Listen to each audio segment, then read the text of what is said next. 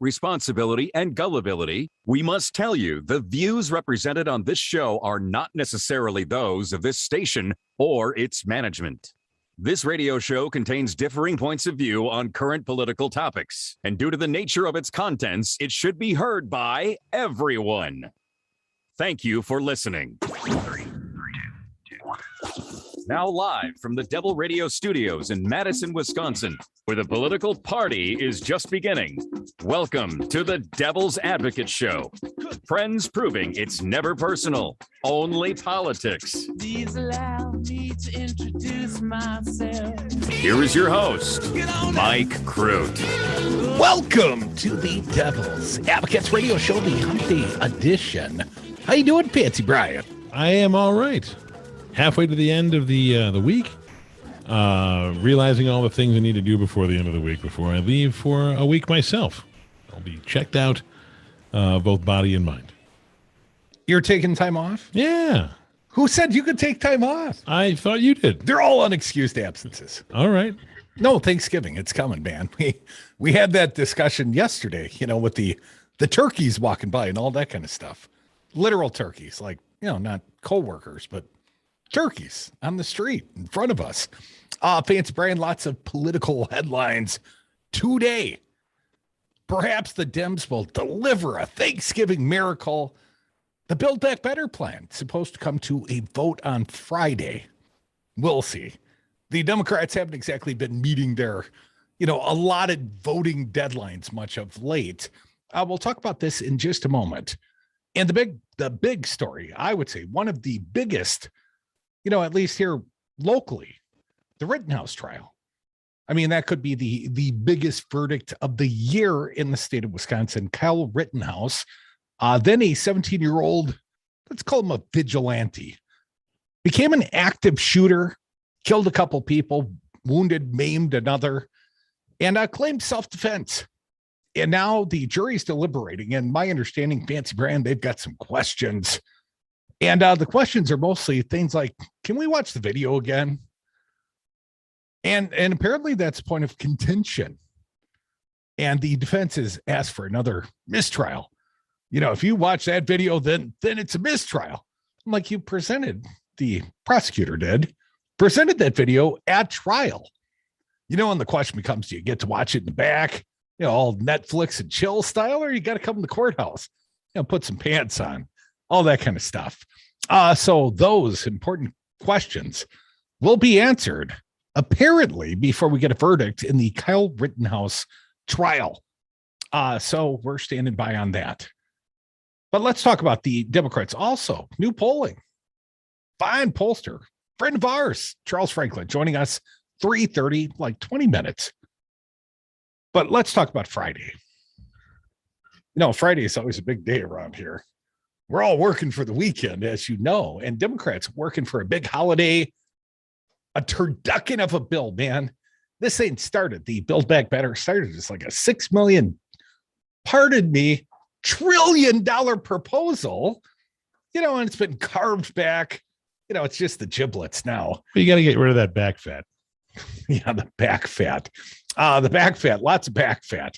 And thank God Joe Manchin brought his electric carver so he can trim her back. Is that back fat or is that breast meat? No, you want to keep the breast meat. I know. That's what Joe Manchin's been carving off. He gets so confused. Well, he likes a lean cut either way. More of a drumstick on myself. Anyways, to set aside the turkey analogy, the bill, Friday, a likely vote. As the Hill.com reports, House Democrats are eyeing a Friday vote on the $1.75 trillion. That's a hell of a lot less than $6. And I never even thought they'd get a second bite at the turducken, right? Cody's been saying all along, you're going to have a hell of a time getting a second legislative piece through. But you'll get something through because you got reconciliation. Whether it's giblets and neck and skin, whether that's all that's left for you to eat, maybe some gravy on top. Put some gravy on it. Eat it. Save the neck for me, Clark. Could be dry. Party leaders are racing to approve the bill and send it to the Senate before the week-long Thanksgiving recess. Well, you're getting a head start, aren't you, Fancy Brian?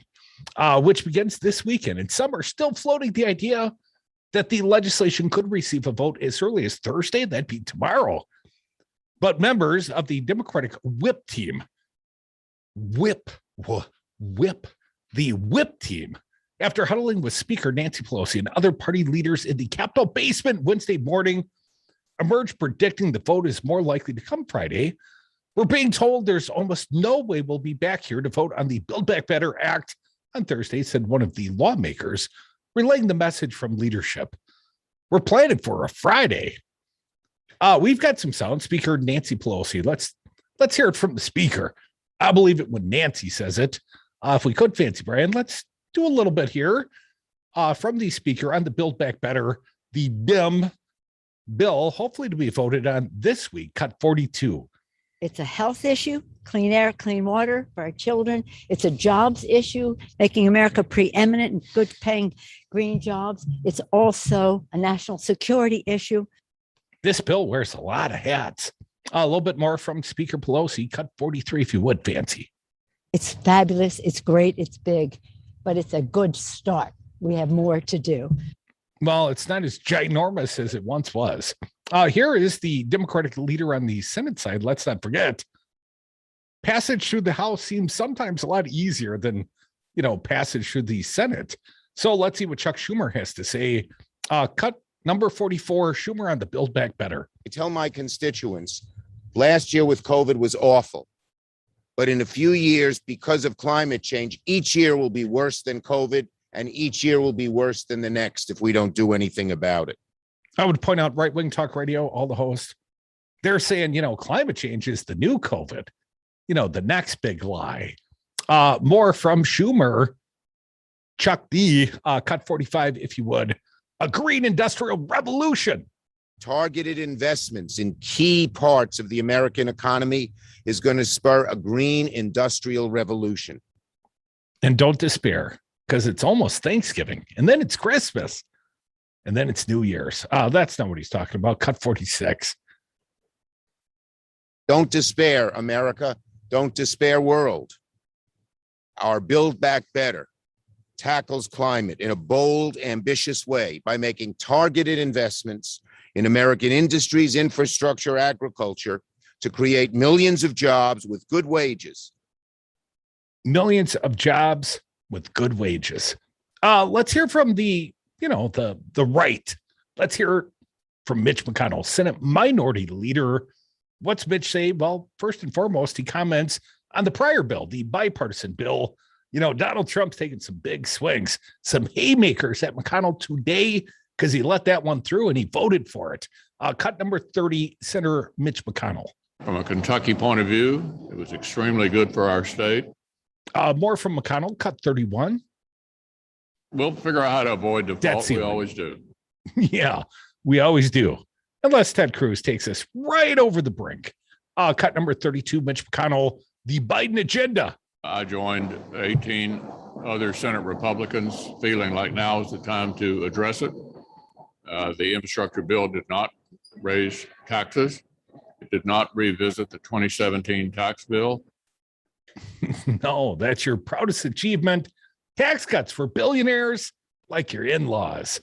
A little bit more from the Turtle Man, Minority Leader, Senator Mitch McConnell, cut 33. I'm proud of my vote, and members were obviously free to choose how they wanted to vote. And in the Senate, 19 Senate Republicans felt it was the right thing to do for the country.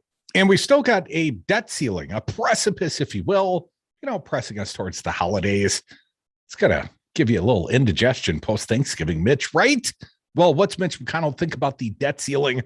Will they obstruct? Will they default? Cut 34. What I anticipate is that we won't shut the government down. That we'll somehow, as we always do in these situations, or almost always do in these situations, is work out an agreement.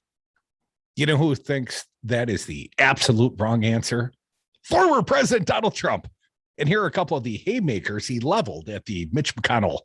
Former President Trump ripped Senate Minority Leader Mitch McConnell once again on Wednesday, giving the leader an invective-filled ultimatum to stand firm against raising the debt ceiling and keeping its conference unified against President Biden's spending agenda.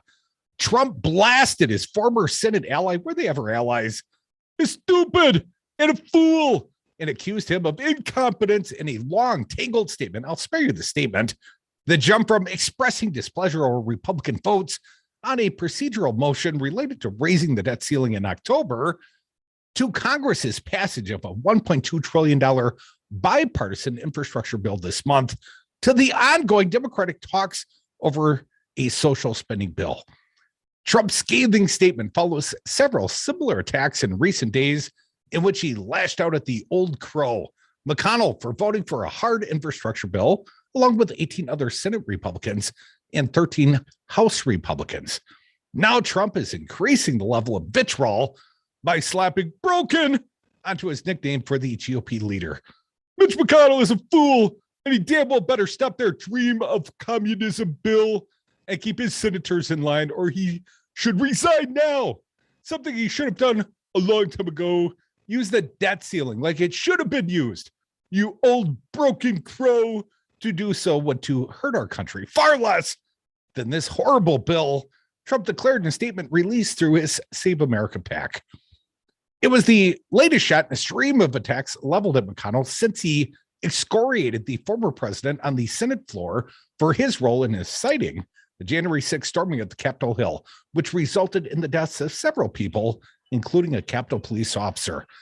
McConnell has shrugged off Trump's old crow nickname before, joking that in reference to his favorite historical Senate figure, Senator Henry Clay of Kentucky. Oh, actually, it's quite an honor he quipped in July. Old Crow is Henry Clay's favorite bourbon. That may be why Trump's latest statement upped the volume of derision by adding a broken to the moniker, as well as slapping him with other schoolyard insults. More insults. You big bully, Trump. Wait, Old Crow? It's okay.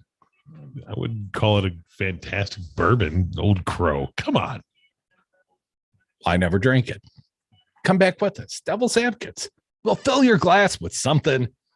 Well, drink them down. Cheers. We drink when we toast.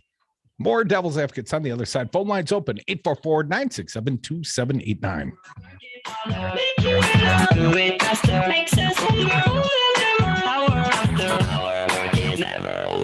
He is doing the wrong thing. I don't think we are wrong. Cool Whip 19, brought to you by CDC and the Ad Council. Feel like your emotions are all over the place? A healthy routine that includes enough sleep, exercise, and proper nutrition can help you feel more centered. Find more self-care and coping tips at coping-19.org. 600,000 Wisconsin families are receiving checks to help take care of their kids thanks to the expanded child tax credit passed by Joe Biden and congressional Democrats. Ron Johnson voted against these checks for Wisconsin families, despite voting for a 2017 tax break that put more money into the pockets of millionaires like himself. It's time to vote Ron Johnson out of office. MoveOn.org political action, paid for and is responsible for the content of this advertising. Poll.moveon.org, not authorized by any candidate or candidates committee. President Trump lost the election. Joe Biden won the election. Collectively, Republicans got 1.661 million votes, 51,000 more votes than Trump got. He exhausted his cases. He exhausted the court challenges. All the Republicans voted for Trump the way they voted for the assembly candidates. He would have won. It was not rigged. It was not stolen. Donald Trump lost the election. Joe Biden won the election. It's really clear. This message was paid for by the People for People Corporation. Donate online at p4ppc.org. COVID-19 vaccines are starting to become available across the country. Now is the time to get informed. Get the latest information at getvaccineanswers.org. It's up to you. A message brought to you by the Ad Council and the CDC. Spruce up your home with non-toxic vegan candles from Wisco Home Goods. I'm Don, one of the owners of this family-owned Midwestern business in Madison, Wisconsin. Our candles are 100% sustainable and come in a variety of unique blends and scents that make a perfect holiday gift. Plus, at Wisco Home Goods, we believe in giving back. With our Do Good, Smell Good campaign, a portion of the proceeds go to local charities. So support a Midwestern company that supports our local communities. Order now at wiscohomegoods.com.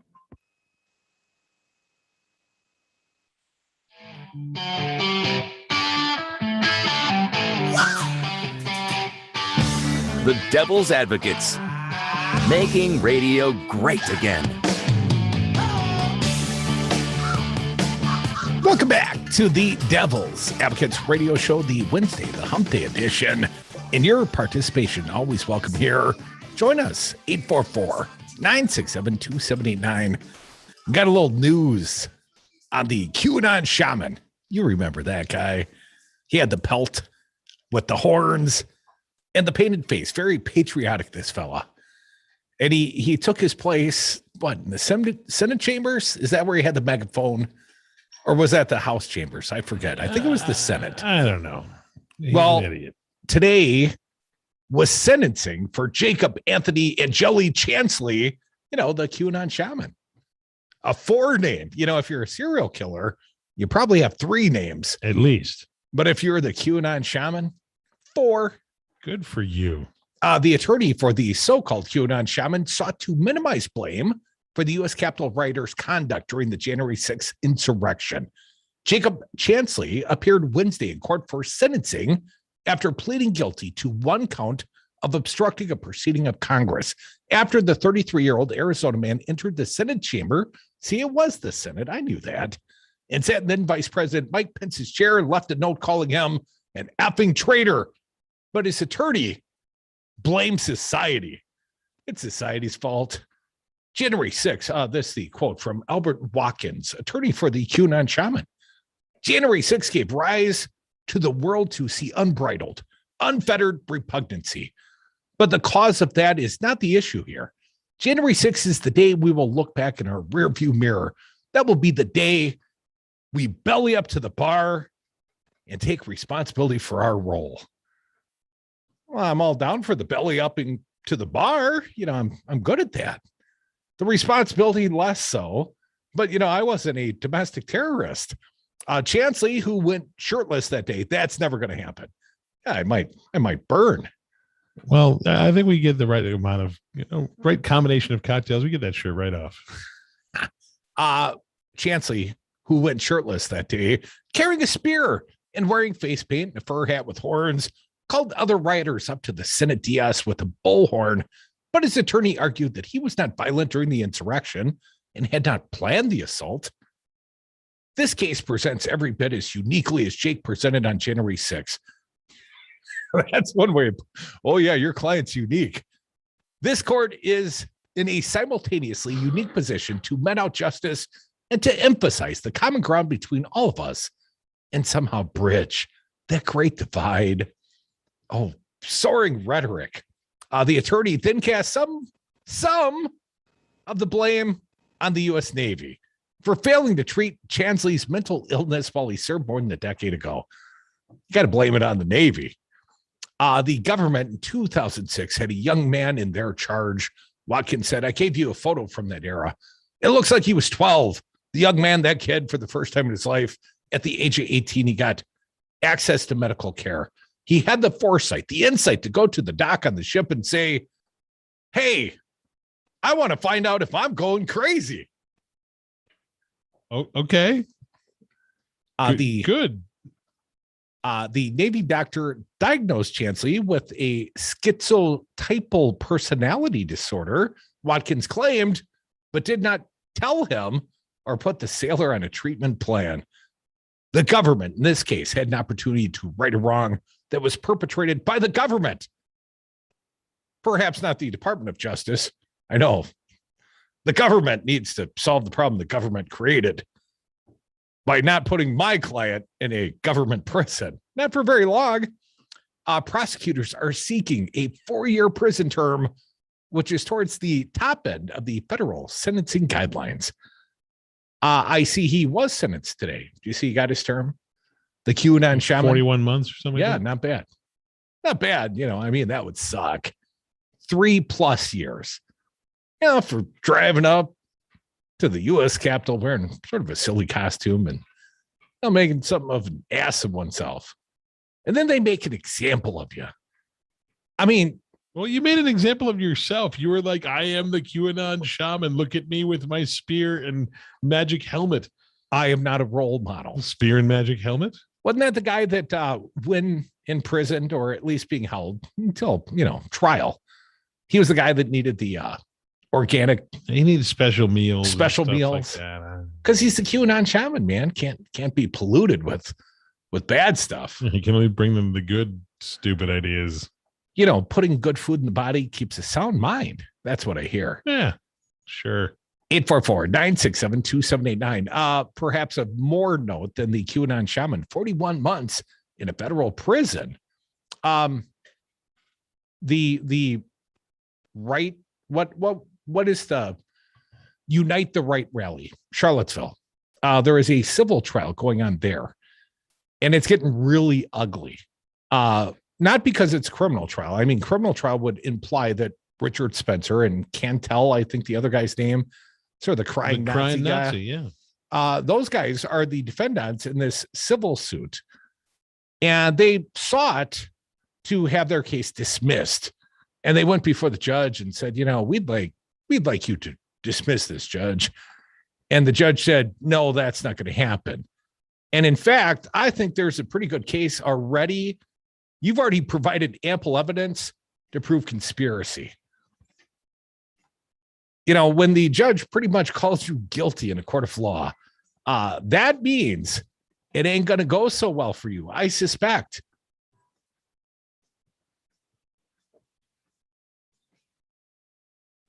Come back with us. I was reading to myself. Should have been reading aloud, or maybe moving the lips, the mouth. I kept waiting to jump in, and then that could be the longest moment of silence in the history of the Devil's Advocates radio show, or maybe even your life, man. You got a little snort out of me there. Yeah. Come back with us. The Devil's Advocates radio show. Fine guest, actually. Charles Franklin joins us live via Zoom. We're going to talk about some new polling out, national polling, Supreme Court polling, and specifically the topic is Roe v. Wade. But these guys in Charlottesville, they're going to lose. They're going to lose badly. And one must wonder, there are some specific criminal charges. I think they've been charged and convicted. Come back for Devil's Advocates. Charles Franklin's next. You can do what you want to us, but we're not going to sit here and listen to you bad mouth the United States of America. From Wisconsin Dells to Dousman, WTTN 1580 AM is essential radio to get you through the pandemic.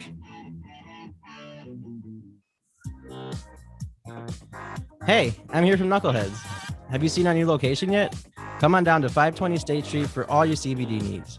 We have a huge selection of gummies, oils, and a variety of other CBD products. We also have a gigantic walk-in humidor.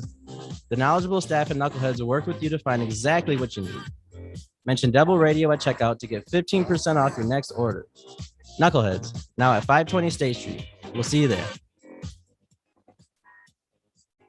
Gifting season is upon us, and here's an opportunity to spread the holiday joy. Ethical Trading Company is fighting to end human trafficking in the poorest areas of the world by providing a marketplace for artisans who've been freed from modern-day slavery or avoid being trafficked through this partnership. As a volunteer-ran nonprofit, every dollar spent in our physical or online store makes an impact in ridding the world of exploitation and in the lives of our artisans to perform dignified work. Check out our wide range of fair trade gifts by going to ethicaltradeco.com. Again, that's ethical.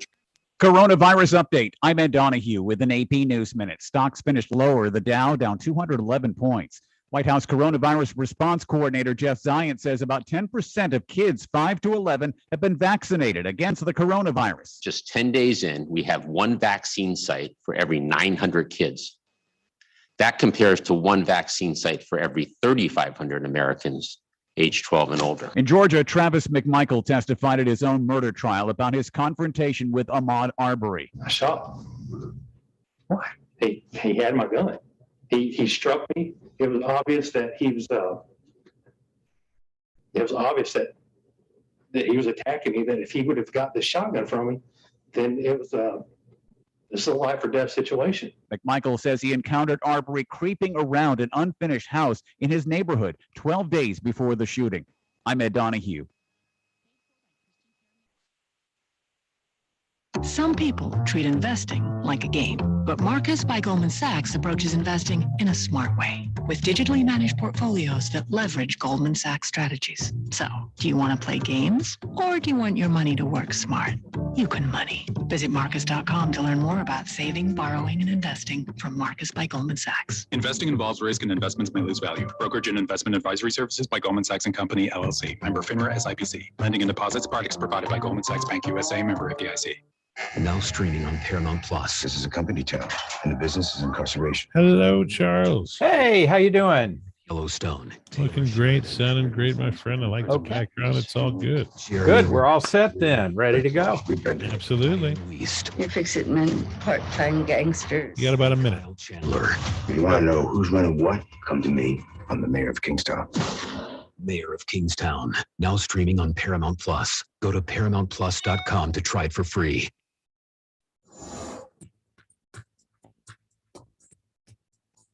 For Double Radio, 92.7 FM and WTTN 1580 AM. I'm Luke Mathers with your headlines.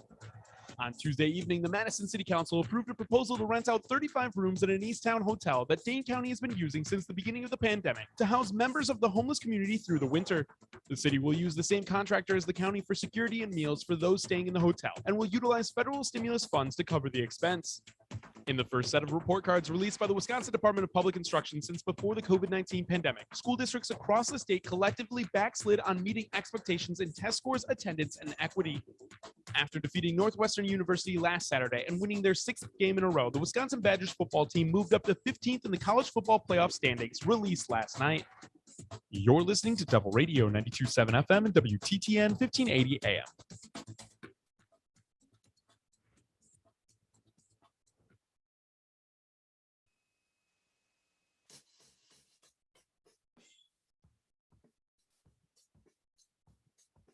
The Devil's Advocates, radio for the 99%.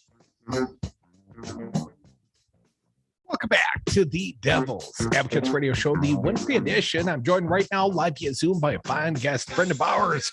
He is pollster extraordinaire Charles Franklin from the Marquette University Law School poll. Charles, welcome back. Always good to be here. Thanks for having me.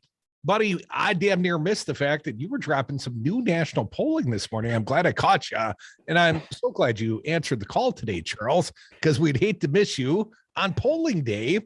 This poll primarily about the U.S. Supreme Court, Charles. Do I have that part right? Yes, that's right. We will release more numbers tomorrow on national political issues, but today it's about the Supreme Court, and it's a busy term at the Supreme Court. Well, certainly it is. And Charles, I guess I'm always a little surprised, and maybe I shouldn't be, but the Supreme Court is the most popular branch of government. And people, and you've polled them, they respect the Supreme Court, all things considered. Yeah, one of the things that we do see, and we've been seeing it since 2019, is a substantial percentage rank the court as the most trusted of the three branches of government. And that hadn't changed very much, but approval of the court has moved over that time. And so what's kind of weird here is that approval of the court moves down and up and whatnot, but that most trusted branch number really hasn't changed very much. Part of it is when your party is in the White House, you trust the presidency and your court support goes down. But if your party's out of the White House, and goodness knows you're not going to trust Congress more, it goes to the court. And so that's one of the things that helps keep the court stable. It's different partisan groups that are giving it a high rating, but it balances out over time and doesn't change. That's one reason we've shifted to looking a little more attention at approval of the job the court's doing, because there we are seeing movement from month to month and especially from year to year. Well, Charles, I guess that begs the question, what are, according to your polling, the current approval levels of the court? Yeah, it has fallen pretty considerably from, let's say, a little over a year ago, September of 2020. At that point, approval of the court was up in the 60s. In July, it was still pretty high in the high 50s. But then in September, after the court made some controversial rulings in August and 1st of September, it fell off quite a bit to about 50% approval. It's edged up just a little bit to 54 or so now, but that's actually quite a bit of movement. And it's interesting that after a full year of the term that Amy Coney Barrett joined the court, approval stayed pretty solid, and it stayed pretty solid among Democrats and Republicans, who were at 57 and 59% approval of the court in July. But then all this controversy came out in August and early September, and we saw it drop off, and especially drop off with independents who fell a lot and Democrats that fell a whole lot. Well, Democrats rebounded just a little bit in this latest poll, but only a little bit. You talk about controversy before the court. A lot of that came from the Texas abortion issue. But before we get there, Charles, the politicization of the court, if I said that right, politics. There are times when I think the court's doing just fine. You see 9-0 rulings and you think, man, I never knew they could be so, unanimous in their decision making. But then a politically charged issue comes before the court, and you wonder what motivates them. Be it Amy Coney Barrett a year ago taking the place of RBG. Well, one was a liberal lion, and the other one is anything but. Yeah. So, Charles, how do those polled perceive the politicization of the courts? Yeah, we see it in several ways, and I think that politicization is exactly the issue that we've been dealing with for a number of years, and it's certainly right in front of us now. There are a couple of things that we see. One is that if the court does something you agree with, your approval goes up. If they do something you disagree with, your approval goes down. And so in that way, the court is sort of like other political institutions. We judge it based on its outcomes. Very few of us have a law background, including me. I'm a political scientist. And so we're not going to judge the court by the nuances of their legal argument or whatnot. We're going to judge it by whether it did what we wanted or not. And so that's one thing that moves opinion about the court. Because we are so divided by partisanship, and for some of these issues, especially divided by ideology, liberal or conservative, self-identification, those are also things that really structure our views of the court. Having said that, I think in the last year, we did see a lot of 9-0 or 8-1 or 7-2 rulings that got a group of some of the liberal wing and some of the conservative wing, or all of them together on the few rulings. One way that they did that was to make narrow decisions on cases that might be more controversial if they had issued a broader reading, and it would have splintered the court more. But in this term, we have abortion issues, we have gun control issues, we may have others that still come to the court. And again, the court could decide to do those in a narrow way and sort of damp down the partisan and ideological differences. But on some of these, they may reach for new doctrine or expansion of past rulings. And if that happens, I think we'll see deeper divides if they go pretty far on a ruling that one side or the other is just bitterly opposed to. Folks, you are listening to the Devil's Advocates Radio Show. Got a fine guest. He is pollster extraordinaire Charles Franklin. Well, Charles, they already crossed that line, as far as I'm concerned. The line they crossed was the failure to stay the 6-week abortion ban in Texas. No exceptions for incest or rape. And the fact that they deputized vigilante citizens, such a workaround incorporated in this legislation to effectively keep the state out of court as a defendant. So you've got this novel approach, and you've got a law that clearly is in contrast to the ruling of Roe v. Wade, and the courts were asked to stay it, and they chose not to, and they lost some faith in mine. At least I lost faith in them. Charles, did the American people take a similar ruling of the Texas law? Yeah, the public is very negative towards the Texas law. When we ask specifically about the law, only 20% are in favor of that. And I'm sorry, I've lost track of where I am on my little cheat sheet here. A solid majority are opposed to the Texas law. A small minority are in favor of it when you ask specifically about the law. We also asked about the issue that the court heard last week on whether the federal government should be allowed to sue Texas over this. And there, a plurality of people think the government should be allowed to sue. Only a minority say that it should not be allowed to sue. So in both of those, opposition to the Texas law is apparent. But when you ask specifically about the law, the opposition is very strong. When you ask about whether the federal government should be allowed to intervene, not surprisingly, a lot more people go, I don't know about that issue, because it's not about the substance of the law. Now, what you were saying earlier about the court failing to act in late August, early September on the Texas law, lots of people see that as a substantive ruling, no matter how much the court is saying, wait, we're not judging the law, we're just judging the procedure here. But their choice was to allow that law to go into effect. And so for a lot of people on the pro-choice side, they saw that as very much ignoring the rights that are supposed to be protected by Roe. And so how you see this is a big deal. But the Texas law itself and even this procedural case now before the court both get more people saying they're in effect against the Texas law than for it. That's pretty clear from our data. But Charles, the real threat to Roe v. Wade, those that, would oppose the overturning of what they thought was decided law, is probably more likely to come from the Mississippi case you referenced. That case is a 15-week abortion ban, and that case does have some exceptions.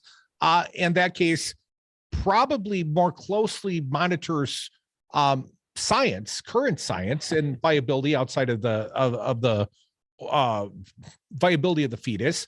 So where did the polled electorate come down on the Mississippi law? Yeah, and this law is going to be argued before the Supreme Court on December 1st. So it's coming up for a hearing and oral argument real soon now. What we found on this one, so the question is, a law that bans abortion after 15 weeks, but with some emergency and abnormality exceptions. 37% would support that law, 32% would oppose it. And again, 30% say they haven't heard enough about it to have an opinion. So a plurality, 37 to 32, sort of favor that law. This, though, is in line with polling about abortion that we've really honestly seen since the 70s. When you ask about keeping Roe versus Wade or overturning it, by more than 2 to 1, people say they want to keep Roe versus Wade, keep a right to an abortion. But when you ask about particular restrictions, like how about this many weeks, how about that many weeks, support varies depending on how extreme the number of weeks are.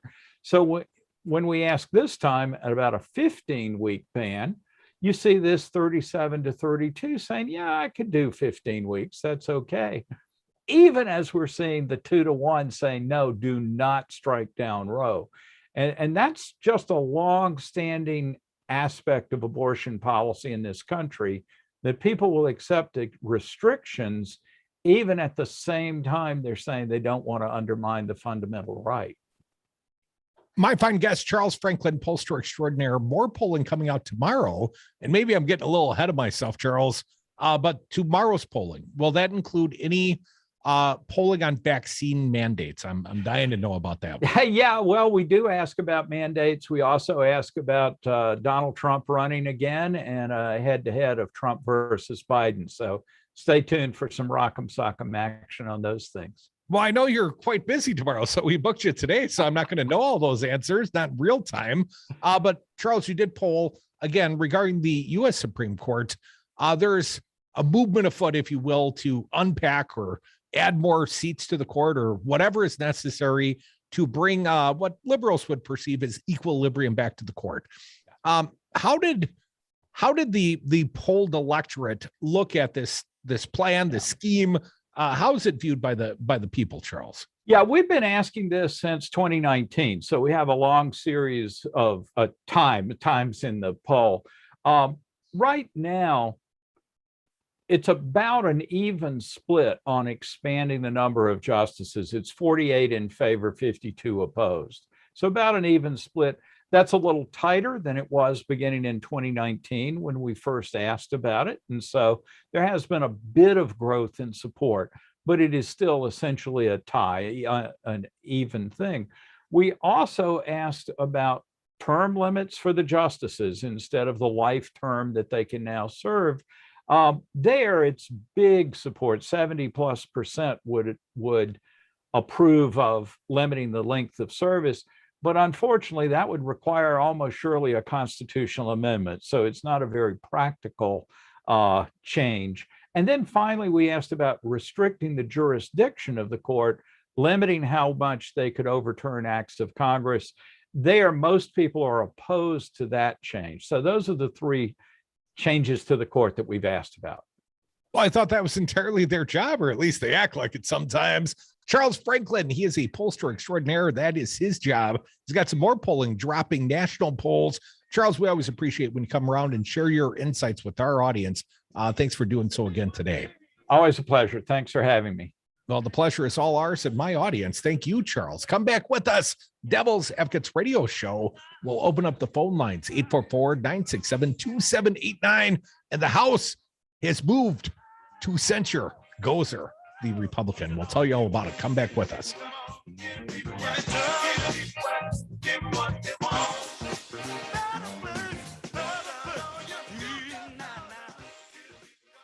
Man, I've got certain information, all right? Certain things have come to light. It's 4 a.m. and you're sucking baby snot through a tube because she's congested. If you love her that much, love her enough to make sure she's buckled in the right car seat. Find out more at nhtsa.gov/the right seat. Brought to you by the National Highway Traffic Safety Administration and the Ad Council.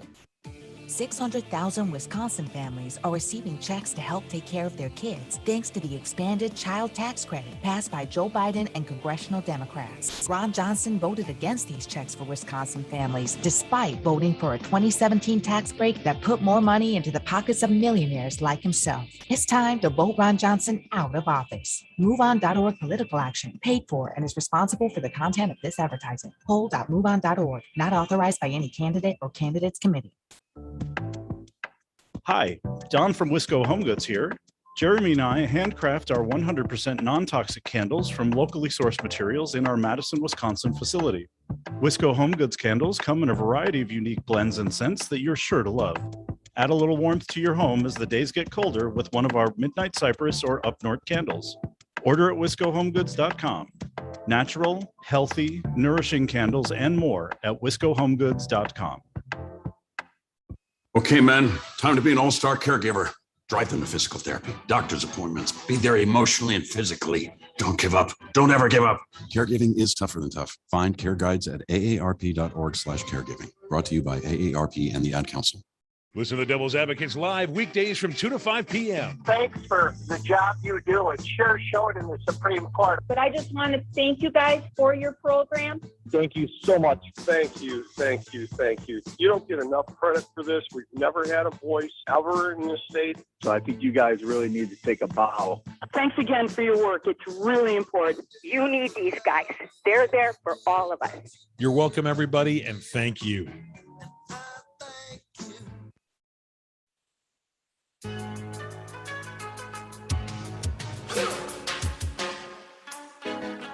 Charged, never convicted. The Devil's Advocates. Welcome back to the Devil's Advocates Radio Show. Want to thank our most recent guest, a fine one, Charles Franklin. He is a pollster extraordinaire from the Marquette University Law School poll. Always appreciate when Charles comes around with some new polling numbers and more polling dropping tomorrow. We'll share some of that.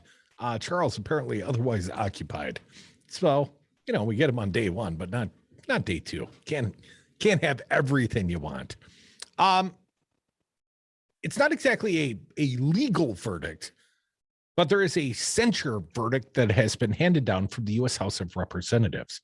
And the case is over a Republican rep, Paul Gosar.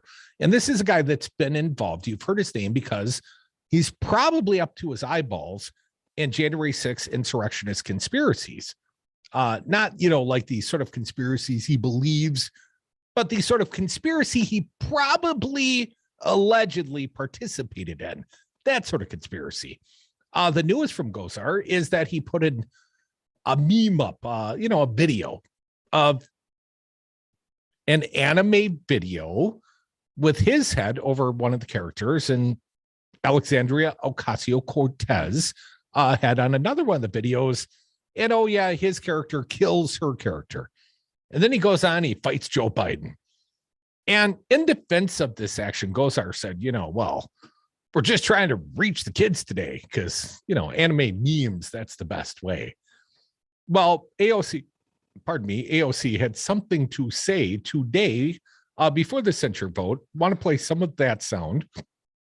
Fancy Brian, going to need your help. Here's Alexandria Ocasio-Cortez. Would you allow this being Paul Gosar, in your home? Well, he's in the house, cut 75. Depictions of violence against women, against colleagues. Would you allow that in your home? Do you think this should happen on a school board? In a city council? In a church? Well, it depends on what church you go to. Some of those new style evangelical churches, they've got differing attitudes than when I used to be a regular attendee on Sundays. More from AOC on Gosar. Cut 76, please. Does anyone in this chamber find this behavior acceptable? Well, I can tell you at least one guy that does. The minority leader, Kevin McCarthy, not Paul McCarthy, not the super cool singer guy, but the less than cool minority leader, the Republican guy. One more from AOC, then we'll hear McCarthy's comments. Cut 77, if you will, when we incite violence. Cut 77. When we incite violence with depictions against our colleagues, that trickles down into violence in this country. Well, there have been many examples of violence in this country, some directed against House members. And even if Scalise wants to say, well, that was a Bernie guy, who wants to be the target? Kevin McCarthy, started trying to whip against this censure movement. McCarthy, well, the Dems, it's the Dems that are destroying this institution. Cut 70. The Democrats want control and they don't care about the consequences. They're destroying this institution, silencing the minority, and therefore silencing millions of Americans. Well, if it's millions of violent Americans, misogynist, this is an HR issue. These are co-workers in some way, shape, or form, Kevin. And if you're the middle manager, if this guy works in your department, in what employment circumstance in America can one of the co-workers threaten to kill their co-worker and it's the victim's fault? Well, how dare you try to pull down the corporation or the House of Representatives in this analogy? Pro wrestling? Smart ass. Well, you asked. It's the one I could think of. 844-967-2789. I will respond only with the phone number and perhaps some more sound from the minority leader. Cut 71. Kevin, don't call him Paul McCarthy. When I talked to Democrat leadership, when they told me what they wanted to do, I asked a simple question. Have you seen the video? No, haven't seen it. But they knew exactly what they wanted to do. They've seen it. Kevin, everybody's seen the video. Anyone that's got a Facebook account, anyone that's turned on the boob tube in the last 2 weeks has seen this video, Kevin. That seems like hardly a defense. Well, the Dem leadership haven't seen it. Sure they have. This is about control, right? Minority leader, don't call him Paul McCarthy.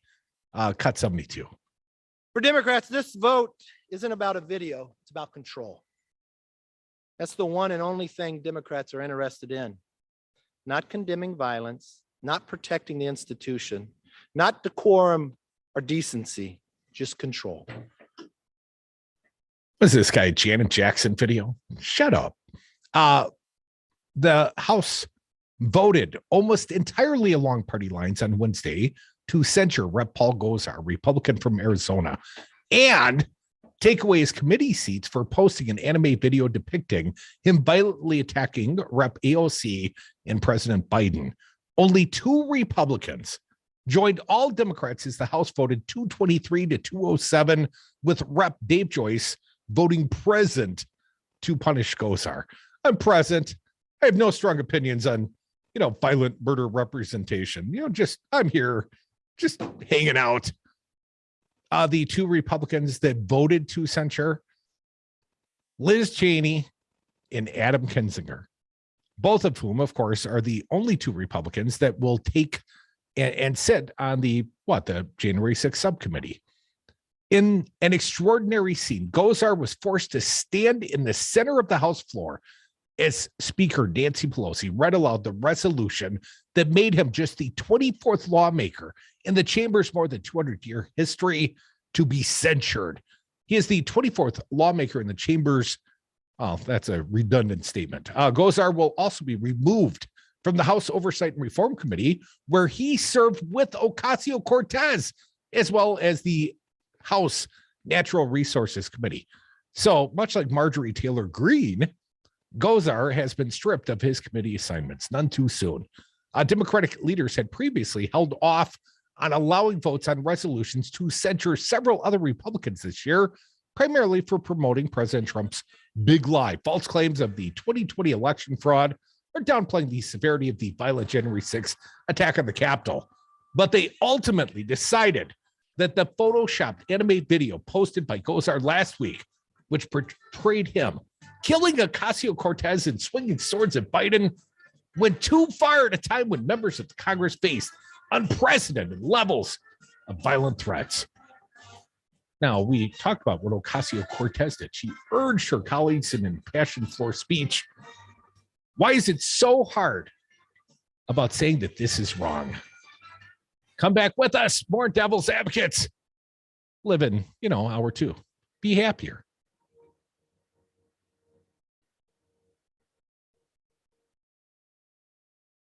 What did we do wrong? We did nothing wrong. I tell you, I got to plead ignorance on this thing, because if anyone had said anything to me at all when I first started here, that sort of thing was frowned upon. It is absolutely 150. Hi, this is Brad from Zero Res. If you need someone to help with your carpet cleaning, business or residence, please give us a call. We have the best system available and an amazing team of friendly technicians. Call us at 848-9000 or schedule online at zeroresmadison.com. At Chad's Design Build, our tagline is building a better world, one remodeled home at a time. Simply stated, we want to be a part of the solution to leave the world better than we found it. That's why we've invested in a 20 kilowatt solar array, which provides over 90% of our electrical demand at our shop, office, and design studio. And that's why we invest in local causes which provide opportunities and which confront structural inequality. At Chad's Design Build, we are proud to partner with you, building a better world, one remodeled home at a time. 5 your local single source IT solutions provider, specializing in cloud technology, consulting, servers, networks, and hosting. We manage your IT so you can focus on running your business. Enjoy technology. Enjoy 59s.com. You are listening to WTTN 1580 AM Columbus, W224 EG Madison, always streaming on the Devil Radio app. AP News. I'm Ed Donahue. Travis McMichael described what happened when Ahmaud Arbery got too close to him. I shot. McMichael is on trial in Georgia for murder in Arbery's death last year. The defense has claimed McMichael and 2 other men thought Arbery was a burglar. McMichael asked why he shot Arbery. He had my gun. He struck me. It was obvious that he was. It was obvious that he was attacking me. That if he would have got the shotgun from me, then it was this is a life or death situation. McMichael also said he encountered Arbery creeping around an unfinished house in his neighborhood 12 days before the shooting. In Wisconsin, lawyers for Kyle Rittenhouse are asking a judge to declare a mistrial. Rittenhouse is on trial for murder in the deaths of 2 people during violent protest in Kenosha. The defense claims they received an inferior copy of a key video from prosecutors and would have approached things differently if they had received a higher quality video earlier. The House has voted to censure Arizona Republican Paul Gosar for posting an animated video that depicted him killing New York Democrat Alexandria Ocasio-Cortez with a sword. It was not my purpose to make anyone upset. I voluntarily took the cartoon down, not because it was itself a threat, but because some thought it was. This is only the second censure in the House in 40 years. It will remove Gosar from 2 House committees. White House Coronavirus Response Coordinator Jeff Zients says 2 weeks after the dose for kids 5 to 11 was approved, we estimate by the end of the day today, 2.6 million kids ages 5 to 11 will have gotten their first shot. That is about 10% of the kid population. For perspective, it took about 50 days for us to reach 10% of adults with 1 shot. And Zients expects the pace to pick up with more locations opening around the country. Wall Street stocks finished lower, the Dow down 52 points. This is AP News. Some people treat investing like a game, but Marcus by Goldman Sachs approaches investing in a smart way with digitally managed portfolios that leverage Goldman Sachs strategies. So, do you want to play games or do you want your money to work smart? You can money. Visit Marcus.com to learn more about saving, borrowing, and investing from Marcus by Goldman Sachs. Investing involves risk and investments may lose value. Brokerage and investment advisory services by Goldman Sachs & Company, LLC. Member FINRA SIPC. Lending and deposits products provided by Goldman Sachs Bank USA. Member FDIC. Now streaming on Paramount Plus. This is a company town, and the business is incarceration. A new original series from the co-creator of Yellowstone, Taylor Sheridan. Your influence within the prisons is unique. Jeremy Renner. We don't break the law, we bend it. Diane Wiest. You fix-it men, part-time gangsters. And Kyle Chandler. If you want to know who's running what, come to me. I'm the mayor of Kingstown. Mayor of Kingstown. Now streaming on Paramount Plus. Go to ParamountPlus.com to try it for free.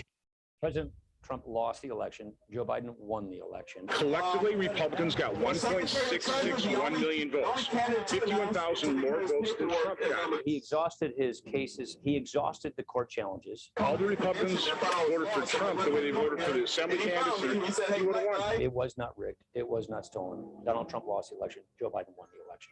It's really clear. This message was paid for by the People for People Corporation. Donate online at p4ppc.org.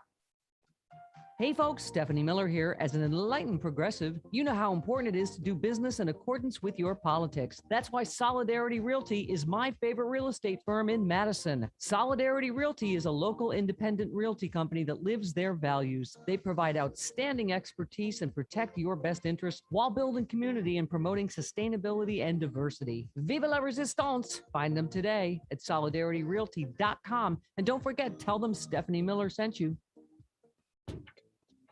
Over the years, we have done our best to bring you the highest quality products our industry has to offer. And we are very excited to bring you a new location just east of the Capitol at 951 Williamson Street. Now with 3 locations, there's an Ignite Glass and Gifts near you, no matter which side of town you're on. Madison's favorite for glass gifts and vape. Ignite Glass and Gifts, Monona Drive, Williamson Street, and Odana Road. Let's torch some glass at Ignite. I offer this guarantee to those that advertise with Devil Radio. You will not lose money. You will get return on your investment. I'm Mike Crude. I own Devil Radio. I know it's scary to spend money, but you must invest now in telling customers, old and new, that you're open for business. Devil Radio listeners are hugely supportive of our sponsors. Our creative team will help you craft your message until it works. We will keep running your ads until you tell me you're making money. Call Devil Radio today. We will succeed together. You will make money. I guarantee it.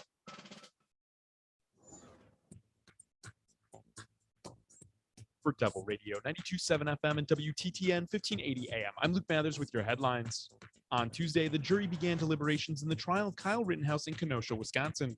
Jurors received their instructions on Monday and deliberated from roughly 9:30 a.m. to 5:30 p.m. yesterday, with plans to resume around 9 a.m. today. A crowd of protesters formed at the Kenosha County Courthouse yesterday, comprised of supporters and critics of Rittenhouse in anticipation of a verdict. The jury requested additional information once during the deliberations on Tuesday for additional copies of jury instructions. Notably, Kyle Rittenhouse was the individual to select which 6 of the jurors would not be a part of the 12 in deliberations by randomly selecting numbers out of a tumbler.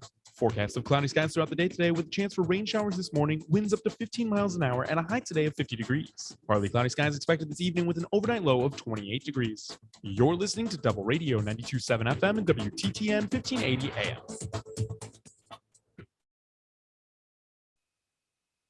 Warning, you are about to listen to the greatest radio show ever. And due to contractual obligations and to shield our airwaves and corporate licensees from any semblance of liability, responsibility, and gullibility, we must tell you the views represented on this show are not necessarily those of this station or its management. This radio show contains differing points of view on current political topics, and due to the nature of its contents, it should be heard by everyone. Thank you for listening. 3, 2, 1. Now live from the Devil Radio Studios in Madison, Wisconsin, where the political party is just beginning. Welcome to the Devil's Advocate Show. Friends proving it's never personal, only politics. Please allow me to introduce myself. Here is your host, Mike Crute. Welcome back to the Devil's Advocates Radio Show, sliding into the Wednesday, the Humpday, 4 o'clock happy hour. And we are awaiting a verdict in the Kyle Rittenhouse trial. It's gone to the jury. The jury has had questions of the judge, and we'll give you some current updates where we stand. I don't think we're going to have a verdict between now and the end of the show, but we'll keep our ears on it and we'll keep our eyes on it, and we'll certainly share with you. There was a case of some note today. The QAnon shaman, the guy with the horns and the painted face and he wasn't wearing a shirt. That guy went up there and sat in the vice president's chair in the Senate chambers, left him an effing note, if you'll recall. Well, he was sentenced today over 3 years in prison, 41 months. And his attorney, and I've done a little more reading now about this case as presented at sentencing. His attorney, made some pleadings for him. And it's a shocker he didn't have all charges dismissed. I mean, these are some strong legal pleadings. Let me share with you, Fancy Brian, and the audience. In the wake of Jacob Chansley, also known as the QAnon shaman, being sentenced over 3 years in prison for his role in the riot at the U.S. Capitol on January 6th, Chansley's lawyer spoke with reporters, saying that it's unfair to characterize his client as an insurrectionist. An insurrectionist, attorney Albert Watkins said, look up the word. Are you going to follow the guy who's naked, tattooed nipples, January DC hours outside with horns, face paint, in fur, and say, yeah, that's the guy I want. I'm following him. Watkins added that no person would follow Chansley unless they were smoking crack, which he then added is not bad on occasion. It was great. It's crack. It gets you really. The attorney, when speaking to lawyers post-sentencing, said, you wouldn't follow my client unless you were smoking crack, which, occasionally, apparently he maybe has tried. Cocaine is a hell of a drug. Yeah, you better call Saul. So that a little update. The QAnon shaman going to prison for 3+ years. That's a shame. And side note, crack isn't that bad. Yeah, once in a while. Occasionally. Is this Marion Barry's lawyer? I do not think so. The judge, though, the Rittenhouse judge, we talked about it with John Nichols from The Nation. I guess that was just yesterday. It's been a lot of happenings in the news. Well, the judge in the Rittenhouse case, sort of a Lance Ito sort of, lapping up the limelight. Although earlier today, he said, I'll have to think long and hard in the future about whether or not I want to participate in any televised trials. Well, it was your decision, Your Honor. Well, apparently, and I'm not going to read all of this, but a little bit for the record, Bruce Valmetti at the Journal-Sentinel in Milwaukee. Letters of support and criticism poured in a Kenosha courthouse for the Rittenhouse trial judge. Did you realize, and I did not realize, if you write a letter to the judge during the course of a trial, that letter, be it a postcard or an email, that gets entered into the trial record.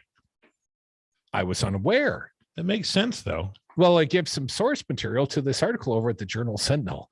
People everywhere have been following the Kyle Rittenhouse trial through various online streams. Many of them have sent their thoughts to the presiding judge, Bruce Schroeder, from expletive-laden abuse to praise and blessings and even some legal advice. The unsolicited input arrives by email, fax, and even old-fashioned postcards decorated with Orioles, a doll in a Hungarian parliament building, and the clerk of courts enters them into the docket into the Rittenhouse case. Some emails are pretty long and detailed in their critiques. They call Schroeder biased, unethical, racist, and technologically ignorant. I'd say check, check, check, check. Some are short.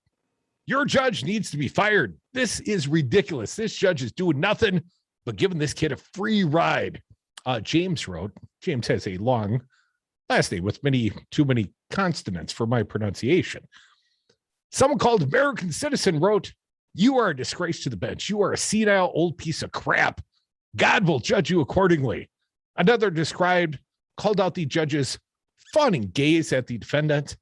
I think I did yesterday as well, Vance Brand. I said, in life, if we can just find someone that looks at us the way that Schrader looks at his defendant Rittenhouse in this trial, it is fawning. Those against conviction have also weighed in.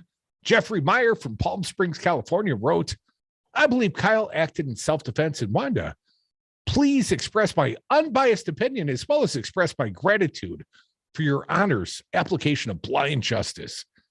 Veronica Carbajal of Houston told Schroeder, "I'm asking you again to drop all charges against Kyle Rittenhouse immediately and give him and his family the protection they desperately need." She also accused Black Lives Matter activists of staging events in order to put their enemies in prison for life. Go throwing themselves on guns, getting murdered. It's all a sinister scheme by Black Lives Matter protesters. You get it. Do you? Oh, I totally get that. It makes no sense whatsoever, but I'm not thinking about it, so it really helps. Mark Beswick says, "Thank you, sir, for not wavering or taking a political stance on this case. You are a man of integrity." I want to party with that cowboy. A letter from the Shanghai Kamano LLP, a law firm in China, read, "Dear Judge Schroeder, we read in recent news reports that you've been receiving a great deal of unpleasant mail. So we thought you might appreciate a change. Thank you for your stubborn commitment to fairness and due process." Is that what he's displaying? It's a stubborn commitment to fairness and due process, according to this law firm in China that thought they'd, send a little unsolicited note to the Rittenhouse. A law firm in China? I know. These are varied, many of them varied. Hannah Johnson opined that social media companies had censored videos that would exonerate Rittenhouse, so no video should be allowed in evidence. Someone else warned in a several-page letter about possible copyright violations from using the videos. Because that's someone else's video. You're stealing their video to use it as evidence. As a radio station, we have to be very careful about posting I'm just videos and stuff, copyrighted stuff. Yeah, but you've actually had, to deal with that. Your interview was used as evidence in the court of law. You know what? That is so true. Dale Schultz, a Republican state senator, formerly a Republican state senator, a friend of ours, came on this fine show directly from the Senate floor, where not he so much as his colleagues, Republicans, were endeavoring once again for like the 10th different time during the reign of Scott Walker here in the state of Wisconsin to change voting laws, suppress the vote, make it harder to vote. And Dale came on our show with a head of steam. And Dale lit up his party, said he was done defending them. He said, "They're out of good ideas. I'm embarrassed by them." Some pretty newsworthy stuff. So newsworthy that interview ended up, I believe it was on Al Sharpton's show, and then it was on Rachel Maddow's show, and then it was on Lawrence O'Donnell's show. And ironically, I think John Nichols, our pal, got the interview. Crudy didn't get the interview. John Nichols got the interview on Rachel Maddow. But, call me Rachel, 844-967-2789. But the conversation was deemed so newsworthy that it was in fact transcribed and recorded and utilized as evidence in a federal voter ID lawsuit. And we have been given acknowledgement for being so super cool as the book and the greatest guest. Guys like Dale Schultz, we'll have to invite him back someday soon. But anyways, yeah, they didn't ask us if they could use that as evidence in the court of law.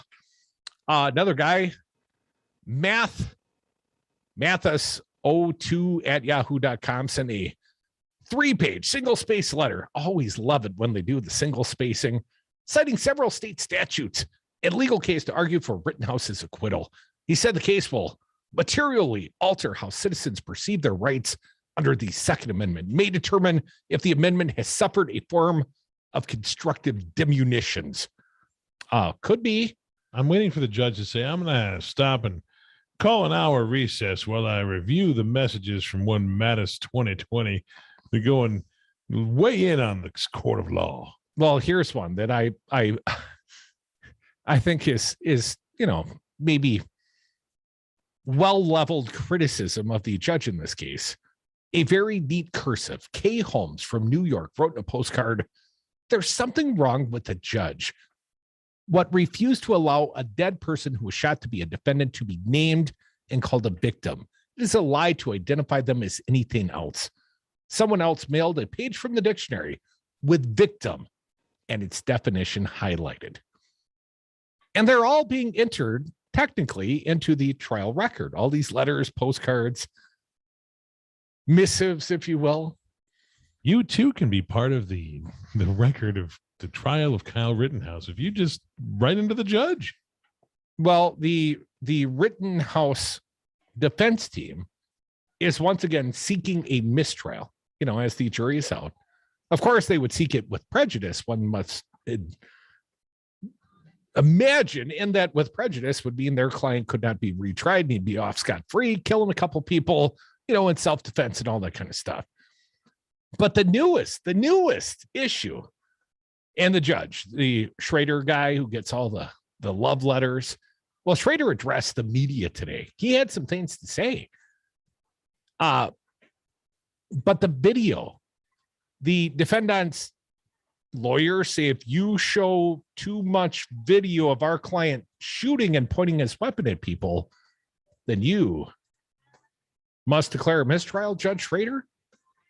I thought there was still a question of whether or not there would be a mistrial because Schrader has not yet ruled in a timely fashion on this. It's still lingering out there as jury deliberations linger on as well. Come back. The show never lingers. Not when you call it. 844-967-2789.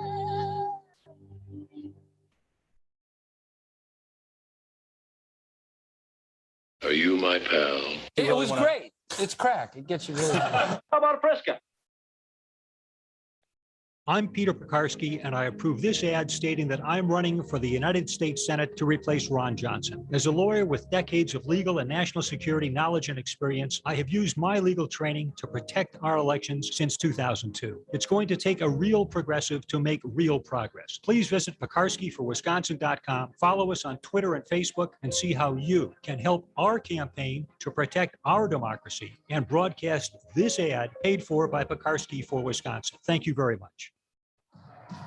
Wisconsin. You know that Drew Holiday and Brooke Lopez are champions on the court, but did you know they're also champions for our community?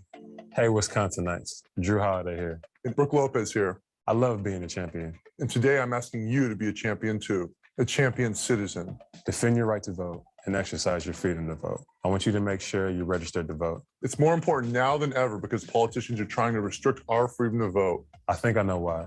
They're worried about our power. So they want to take it away. Don't let them do that. You've got to block that shot. So please register to vote and get out to vote. Just go to myvote.wi.gov. myvote.wi.gov. Defend your right to vote and exercise your freedom to vote. That's how you can be a champion too. Just go to myvote.wi.gov to register to vote. Paid for by the Wisconsin Democracy Campaign. Gifting season is upon us, and here's an opportunity to spread the holiday joy. Ethical Trading Company is fighting to end human trafficking in the poorest areas of the world by providing a marketplace for artisans who've been freed from modern-day slavery or avoid being trafficked through this partnership. As a volunteer-ran nonprofit, every dollar spent in our physical or online store makes an impact in ridding the world of exploitation and in the lives of our artisans to perform dignified work. Check out our wide range of fair trade gifts by going to ethicaltradeco.com. Again, that's ethicaltradeco.com. Here we are, the young contender, scrappy, controversial, has an impressive reach. Devil Radio 92.7.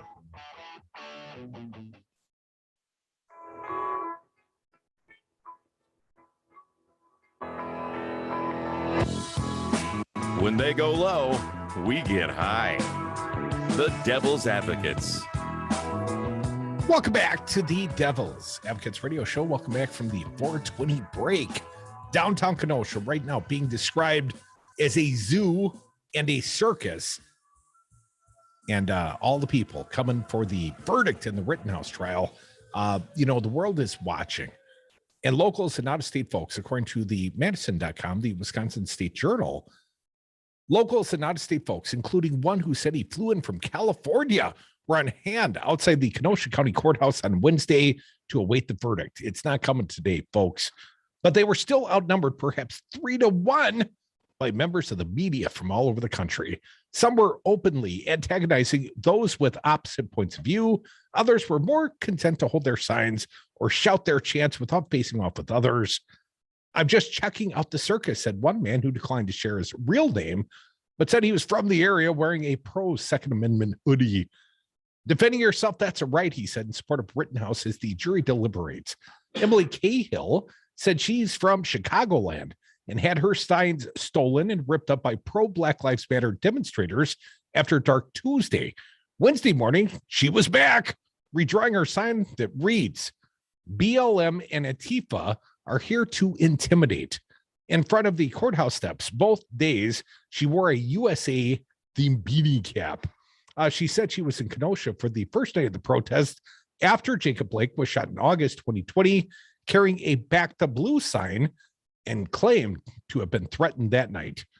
I know what Kyle went through, she said. If I was in his situation, I would want to defend myself.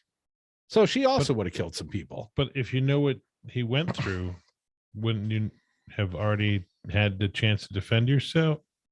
Oh. Others said they were there to watch and sometimes to antagonize. Thomas Heineman of Racine said he was there to see the process, but also to antagonize Black Lives Matter protesters. He said he's been inside the courthouse and outside in the Civic Center Park throughout the days of the trial, having twice been kicked out of the media room inside the courthouse. I just like to see the process. I like to see idiots and get better and better at antagonizing people. I call police 50 times a year.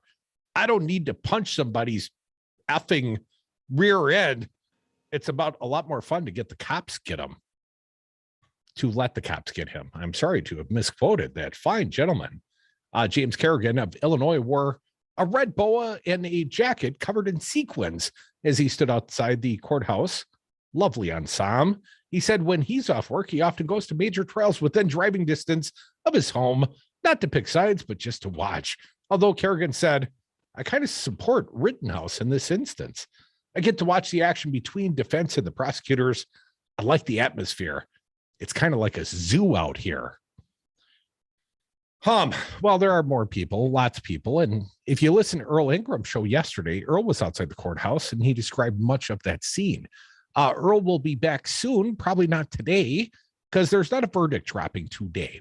And as we continue to watch the outcome of this trial, we'll certainly try to bring you the verdict live if possible, and the immediate reaction thereafter, through Earl's fine coverage, if possible. But there's an op-ed at the Journal Sentinel, an opinion piece. Kyle Rittenhouse, a hero, ? No, not to my perception. And to hear right-wing talk radio, people like Vicki McKenna, patriots, go get your guns. How'd you leave this kid out there alone defending, somebody else's business that no one really invited him to go defend? Well, here's what David Haynes writes in opinion piece at the Journal Sentinel. And I, like David, grew up around guns. Not every liberal has experienced, gun ownership. I've owned guns. Not every liberal has shotguns. I certainly have. I was raised as a child by a mom, believe it or not, who taught me how to shoot straight.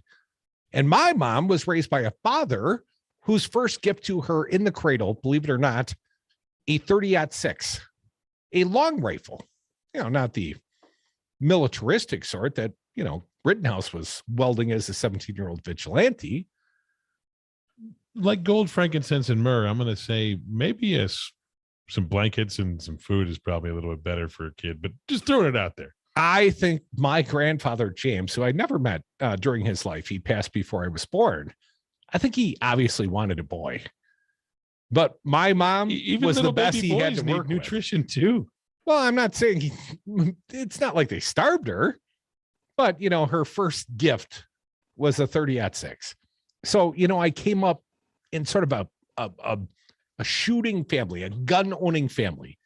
And I speak from that perspective, as does Mr. Haynes. I'm going to read some of his op-ed piece. I've owned guns all my life. I've hunted nearly as long.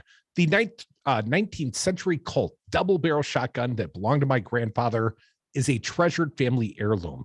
When it's time for my son to learn to hunt, we took a hunter safety course together, and I tried to teach him these important lessons, just as my father, or in Crudy's case, mother, had taught them to be. I say all this because I cannot understand why anyone would think that Kyle Rittenhouse is a hero. He is no hero. He is a callow boy who didn't understand how to handle a gun, and worse, didn't understand the most important thing about owning a gun for protection. You do everything possible to make sure you never have to use it. He should have stayed home. The state may or may not prove its case against Rittenhouse, who was all of 17 years old on August 25th, 2020, when he shot 3 people, leaving 2 of them dead. Proving intentional, reckless, and attempted homicide, reckless endangerment may prove too high a bar for this particular jury. His right to self-defense is a trump card. People have the right to defend themselves, even when they do stupid things. But Rittenhouse and his family are guilty of something. They're guilty of tragically bad judgment. What did this boy think was going to happen if he carried an AR-15 type rifle into chaos that warm summer night with so little training or experience? There's plenty of blame to go around for the sequence of events that led to the deaths of Rosenbaum, Huber, and Grosskreutz. Wounding of Grosskreutz, the people burning and inciting violence were committing criminal acts. The police didn't have good control of the streets, and they opened the door to unprofessional, self-taught enforcers of the law, vigilantes, like this Rittenhouse kid. Come back, more devils. We'll tell you all about it. There's nothing more tedious than a trial. Hey, you want to get high, man? Let's have trial by combat. Oh, I'm going to hit the pause button right there. It could be. It might be. It is. Devil Radio 92.7. This is Chad Spate. Are you thinking about improving or expanding your home? At Chad's Design Build, we're committed to making your home comfortable, healthy, attractive, durable, and sustainable. In fact, those commitments spell our name.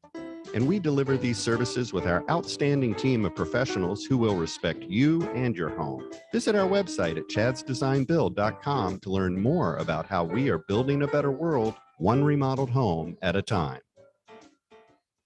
Hey, Dom, is your carpeting starting to have a little bit of a funk to it? That's a bit of a personal question, Crudy. No, I know this is really busy time for one of our sponsors, Zero Res of Madison. People want a cleaner, healthier home. You mean spending the entire quarantine locked in with bacteria and allergens isn't healthy? Who knew? You want to get it professionally cleaned well before it gets funky. Even if you vacuum frequently, I vacuum a lot. You still need to get it professionally cleaned. Schedule your carpet cleaning online at zeroresmadison.com. Tell them the devil's Coronavirus update. I'm Ed Donahue with an AP News Minute. Stocks finished lower. The Dow down 211 points.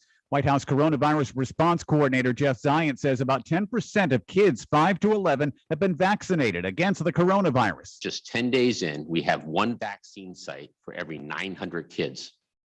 That compares to one vaccine site for every 3,500 Americans age 12 and older. In Georgia, Travis McMichael testified at his own murder trial about his confrontation with Ahmaud Arbery. I shot him. Why? He had my gun. He struck me. It was obvious that he was.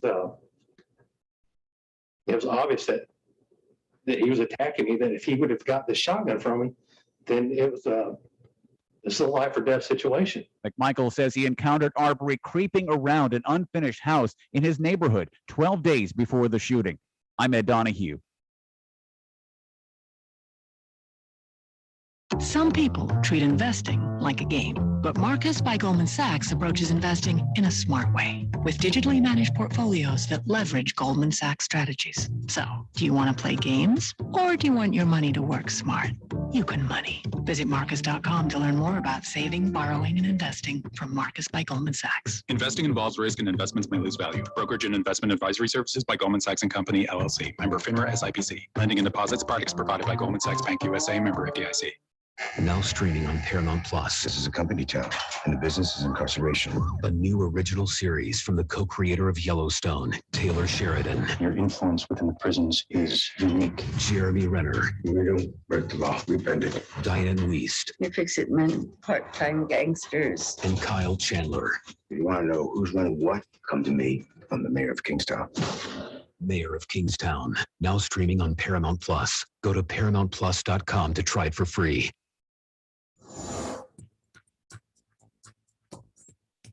For Devil Radio, 92.7 FM and WTTN 1580 AM. I'm Luke Mathers with your headlines.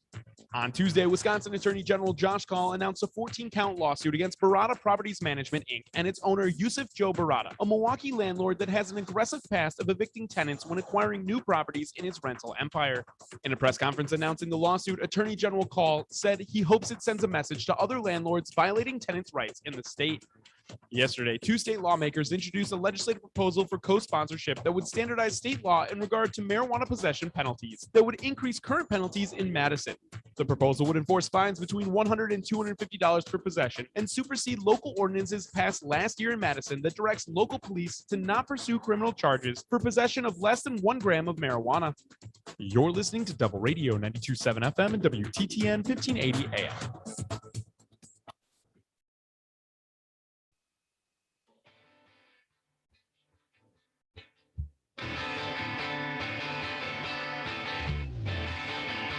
Malarkey. The Devil's Advocates invented malarkey.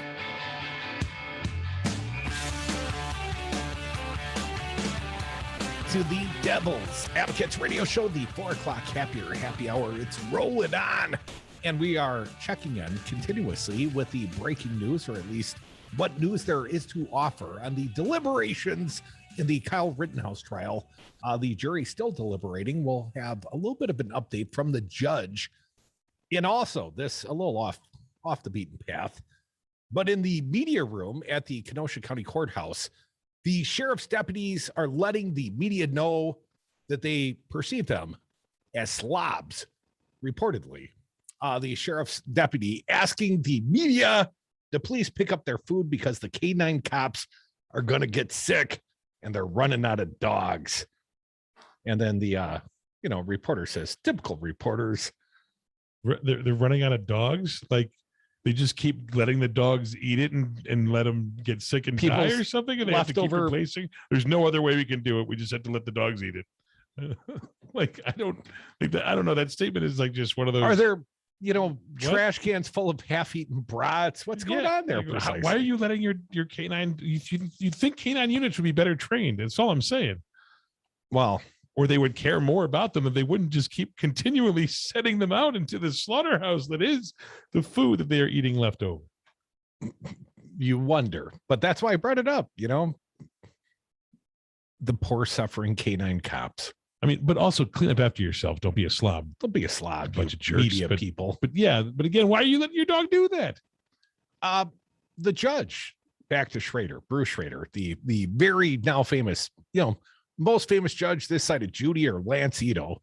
But the judge in the Rittenhouse trial, well, there were some questions being asked today, I guess, by the jury specifically.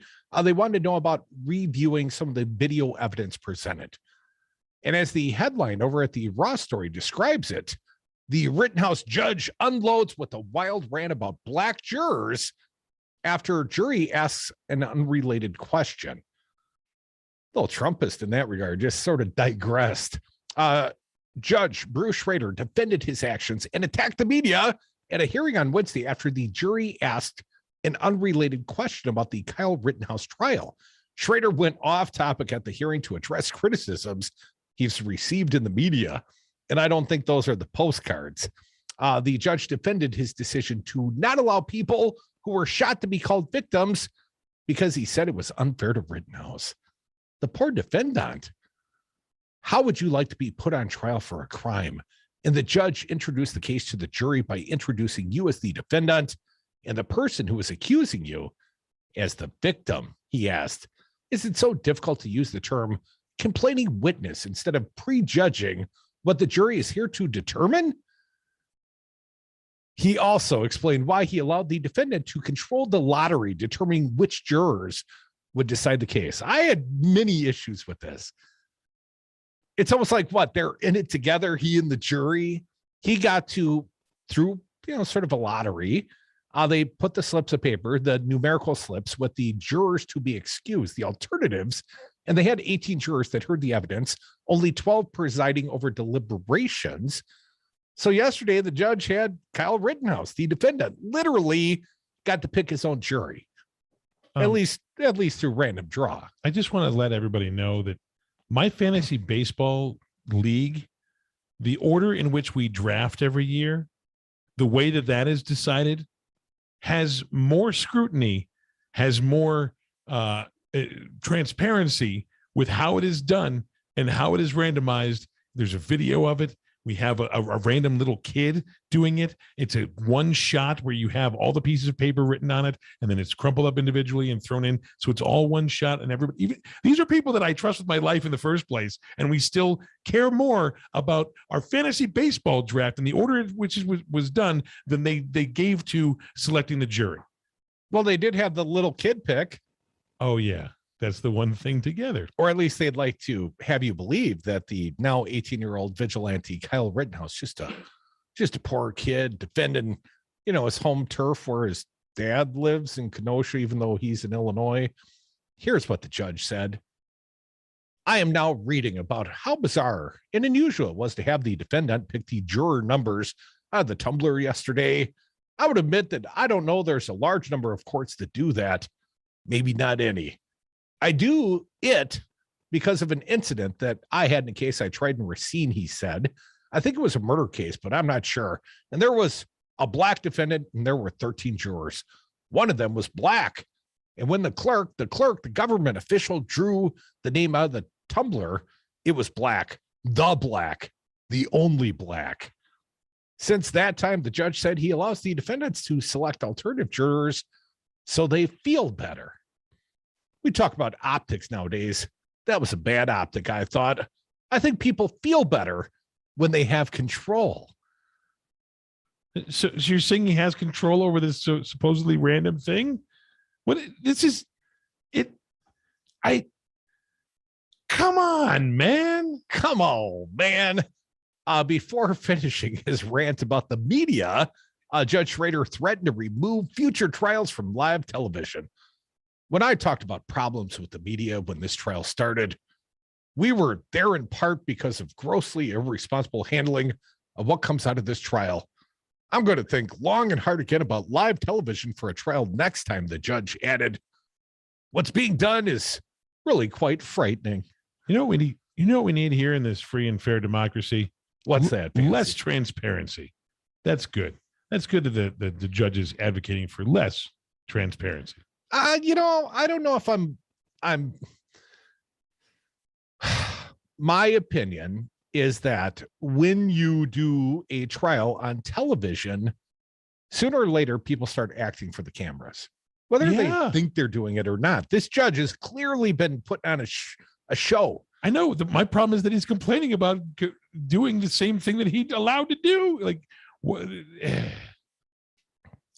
I want to wrap up this op-ed. I had gotten it started, and I want to read a little bit more from it. This one at the Journal Sentinel, David D. Haynes writes, Kyle Rittenhouse a hero? No, he was a callow, foolish boy who had no business being in Kenosha.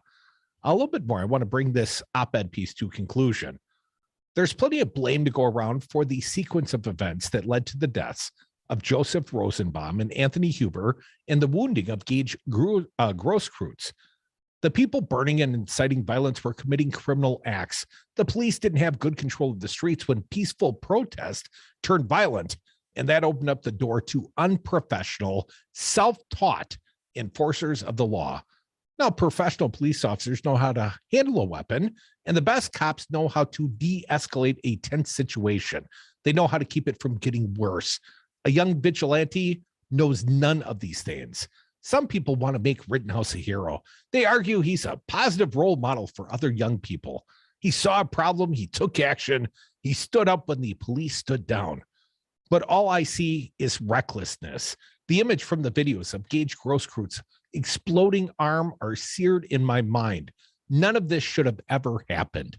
We live in a society where guns have become a fetish for some people, where open carrying a weapon is a way to signal allegiance to your tribe, where people with guns can cram into a state house in Michigan, where gun-toting people who aren't sworn officers can cram the streets in Kenosha and claim they're protecting the public. It's an illusion and it's dangerous. David French closed his excellent essay in The Atlantic earlier this week this way. Here's a quote. The law gives even foolish men the right to defend their lives, but an acquittal does not make a foolish man a hero. A political movement that turns deadly and ineffective vigilante into a role model is a movement that is courting more violence and encouraging more young men to recklessly brandish weapons in a dangerous place. And this will spill more blood in American streets. As David D. Haynes, the editor of the Ideas Lab, who wrote this op-ed, writes, my father died 20 years ago, but I know exactly what he would have said about the events in Kenosha. He would see a lesson in what Rittenhouse did. He would tell his teenage son, don't you ever do something so stupid. You stay home and you stay out of trouble. 844-967-2789. Got some callers on the phones going there next. Dick from Madison, welcome back. What do you got for us, Dick? About a week ago when I was talking to Earl about this trial, I guess I wasn't so far off. The judge, when he went to his closet, I think the white robe with the white hat is the one he should be wearing. This guy is totally out of bounds. This whole thing is a sham. He's just an absolute clown. And I don't know where this is going, but I don't think anywhere good. And it's sad because, like you said, I totally agree with both of you. He's just become an actor. And he's taken over the whole thing from day one. I've gotten to see bits and pieces of it since the beginning. And this guy sickens me. And the other thing that sickens me is that a former Democratic governor, Tony Earl, in the late 80s, appointed this clown. Well, you know, maybe he didn't appoint him for political reasons, Dick. Appreciate you listening, buddy. 844-967-2789. Catherine from Madison, you're next, Catherine. What do you got for us? Hi, Michael. It's really good to talk to you. Thanks so much for all the coverage you're doing on this trial. It's just, I'm really proud of listening to this station. I mean, I'm so glad you've got it out here for us. At any rate, I have a question that nobody has answered, and I'm too lazy to look up the exact things on it. Lay it on me, sister. Maybe I know. Okay. How did this judge get chosen? I know there are, systems for how they pick judges and how they come up. And I'm just wondering if this was really by the book or if somebody pulled an extra string or something to get this guy. I'm just curious. Catherine, Dick, our most recent caller, calling in from his garage in Madison, said, and I have not verified this, but said that Bruce Schroeder, the judge in the Rittenhouse trial, was initially appointed by Tony Earl. And many times judicial posts initially come through, gubernatorial appointment. Tony Evers has named a handful of judges during his tenure. Once you have the job, you got to keep the job. And judges do face election, and Schrader apparently must, sort of fit his constituency down in Kenosha County, because at 75 years of age, if Tony Earl put that guy in place, that was like in the 80s, like the mid 80s. So, I mean, he's been on the bench for 30 plus years and presumably won re-election every 4. But what I'm talking about is, how did he get chosen for this trial, not how he got chosen to be a judge. Because, they usually have it's a set thing, like a judge comes up, there's a rotation. And I'm just wondering if it followed a regular rotation or if somebody pulled strings to get him on, because he's like the perfect judge for Rittenhouse. I mean, he couldn't have had a better judge. Catherine, others that have presided in his court, and I'm not an attorney at law. I've never been, I've been a defendant in a couple of different courthouses, but not the one in Kenosha County. Catherine, my understanding, at least from local lawyers, and one guy represented his experience at over 500 trials and hearings before this particular judge. And he said one thing this guy has a reputation for, the Schrader, is being very defendant friendly during the trial stage.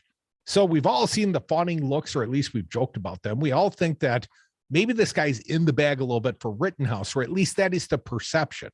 And the things, the oddball, the unusual things, like letting the defendant pick, who's not going to serve on the jury, who's dismissed as alternative jurors. Well, that's a quirk he brought to this trial from his prior experience on the bench. This was not the first time he ever did that. He's been doing it for 20 years. So, Catherine, I appreciate your question. I'm not clear, but I don't have any fears that somehow he, snuck his way up to the top of the batting order and, he jumped someone in line and he wanted this trial and somehow he was going to free Rittenhouse. If there is a conviction, and the Journal Sentinel is reporting at this hour, jury deliberations in the Rittenhouse trial have ended for the day without a verdict. But if they get to sentencing, you might like this judge a lot better, because he is anti-convicted defendant. Pay attention, son. This is for your own good. You'll shoot your eye out, kid. Yeah, that's a joke, son. Don't you get it? This holiday season, it is more important than ever to remember to shop local. Head over to Kylie's Gift Cottage in Middleton for gifts and home decor featuring local artists, including Wisco Home Goods.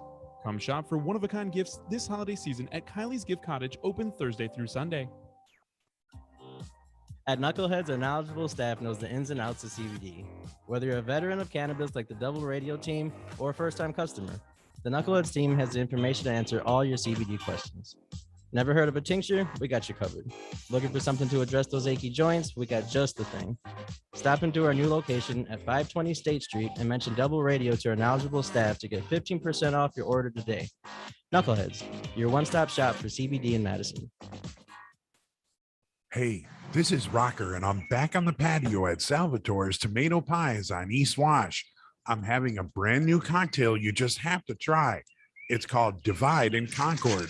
It features Rocker vodka along with Concord grape, thyme, St. Elizabeth's dram, and a touch of lemon lime. Ask for it by name, Divide and Concord, at Salvatore's Tomato Pies. Find Rocker vodka and Rocker rye whiskey at Vic Pierce on Sherman Avenue. Please drink responsibly.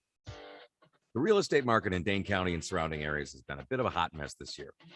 Listings are being picked off above asking prices and without the home inspection contingencies.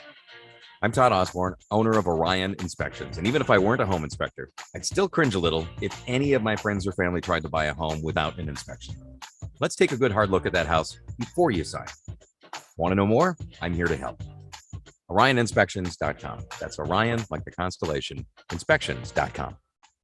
Check out Kylie's Gift Cottage at the corner of Frank Lloyd Wright Avenue and Century Avenue in Middleton for all your local gift and home decor needs this fall. Open Thursdays, Fridays, and Sundays 10 a.m. to 3 p.m. and Saturdays 10 to 4. Support local artists with your holiday shopping at Kylie's Gift Cottage in Middleton.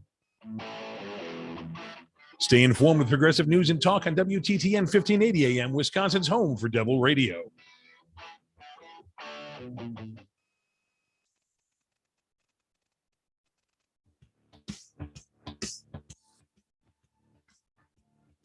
gas and taking names Since the Wisconsin uprising, the Devil's Advocates.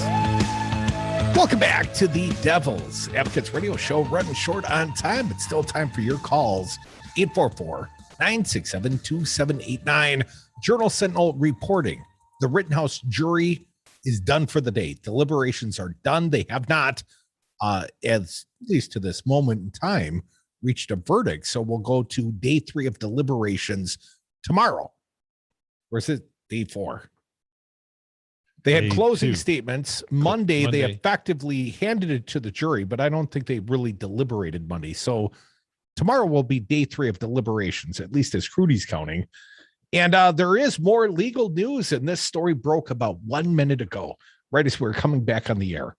The Wisconsin Supreme Court to weigh effort to oust the Natural Resources Board chair.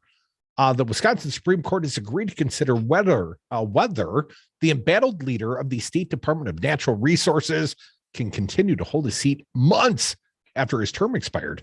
Fred Preen, a Wausau dentist appointed by former Governor Scotty Wanker in 2015, has refused to step down since his term expired May 1st, denying Governor Tony Evers' appointee, Sandra Nass, a seat and maintaining a 4-3 majority for Republican appointees. This guy's a real ass. Preen maintained that a 1964 Supreme Court ruling means he does not have to leave until Nass is confirmed by the Senate, but Republicans who control the chamber have made no move to set a hearing or answer questions on their plans to do so. Attorney General Josh Call asked the courts to force Preen to step down. Call, a Democrat, argued Preen serves at the governor's pleasure. Dane County Circuit Court Judge Valerie Bailey Ryan dismissed the case, citing Supreme Court precedent. Call then asked the Supreme Court to take the case, bypassing the Court of Appeals to address time-sensitive issues raised by Preen's refusal to step down. The court's involvement is warranted now to resolve this discrepancy, as each day that passes inflicts further harm to the public, with the rightful board member currently barred from taking her seat by defendant Preen's refusal to step down. Preen also asked the High Court to hear the case, saying it would provide an opportunity to clarify the long-standing but little-known holdover rule that applies to appointing offices in Wisconsin government. This is Preen, or his lawyer statement. Resolution of this matter is urgent. Attorney Mark Makalek wrote in his brief to the court, the Attorney General's political lawsuit has misled the public into believing Dr. Preen has behaved illegally, or at least unethically. Yes, you have. Yes. Maybe not illegally, but certainly unethically, when the opposite is true, according to his lawyer. Writing on behalf of 3 of the court's conservative justices, Justice Rebecca Bradley, that's, the bad Bradley, said the case presents purely legal issues of statutory interpretation, which implicate the separations of powers. 2 liberal justices agreed to take the case for different reasons. Petitioner alleges an ongoing injury that threatens the functioning of an important state agency. According to Jill Karofsky and Rebecca Dallett, delaying access to this court while the parties file briefs in the Court of Appeals may unnecessarily prolong that alleged harm. Well, talking about harm. So anyways, we'll keep an eye on that case. Apparently, the Wisconsin Supreme Court is going to allow this to jump the Court of Appeals. Robin Vos, you know him, the Speaker of the Assembly here in the great state of Wisconsin. Well, Robin Vos attacked the UW for making whites feel guilty. You see this one over at the Urban Milwaukee, Wisconsin Assembly Speaker Robin Vos sent a letter to UW-Madison Chancellor Rebecca Blank on Tuesday, attacking the university for a course required for graduate students that he says requires them to agree that whiteness means privilege. On Twitter, Vos accused the school of advancing critical race theory propaganda. Wisconsin Republicans have worked over the past year to prohibit the teaching of certain topics in universities and K-12 schools that they say fall under the umbrella of critical race theory, an academic idea that views American institutions through a lens of systematic racism. Earlier this fall, the Assembly passed a series of bills that attempts to prevent schools from teaching the harms of racism. Because you might learn something. The bill passed the Assembly, banned the use of the number of commonly used terms from classrooms. The state Senate has not passed the bill, and it would likely be vetoed by Governor Tony Evers. Responding to a video posted online that features Republican candidate for governor Rebecca Clayfish, Voss accused UW-Madison of forcing their viewpoints onto students. How dare they? I am appalled by the blatant attempt by UW-Madison to force students to agree with one set of beliefs to attend the university as a graduate student. The students of our state deserve the opportunity to learn about different viewpoints. Apparently they don't, and develop their own beliefs without being required to agree with one narrow set of beliefs that the university tries to bestow upon them before they're allowed to register for courses. It sounds like malarkey to me. You know what? I don't like that William Faulkner is taught in school because I think he's boring and crappy. But you know what I don't do? Take the course in William Faulkner, and then I move on. Well, I didn't care much for Jonathan Livingston Seagull, but, I didn't go attack my high school, what was he, English teacher, Mr. Fry. But you're not a whining little personification of a cocktail weenie, but like Robin Voss. So let's move on. In the video, Clayfish said the material in question is a quiz through the University Health Services that graduate students are required to complete before they're able to enroll in classes. In his letter, Voss stated that he's concerned about a mandatory graduate and professional students preventing and responding to sexual and relationship violence course. Graduate and professional students preventing and responding to sexual and relationship violence course. This is what Robin Voss says makes white people feel guilty. Many universities, including UW-Madison, require students to pass quizzes about campus safety issues such as alcohol consumption and gender-based violence prior to enrollment. The material obtained by the Wisconsin Examiner states that the course goal is to end sexual violence on campus. Well, that's a terrible goal, according to Robin Voss. As we prepare for this semester, we want to convey the importance of our role as a community member and the impact your choices have on your experience and that of your peers.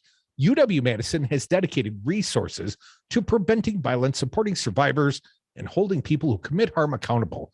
We hope you join in these efforts and reflect on your role in contributing to a safer campus community for UW-Madison, as well as ending the culture of violence.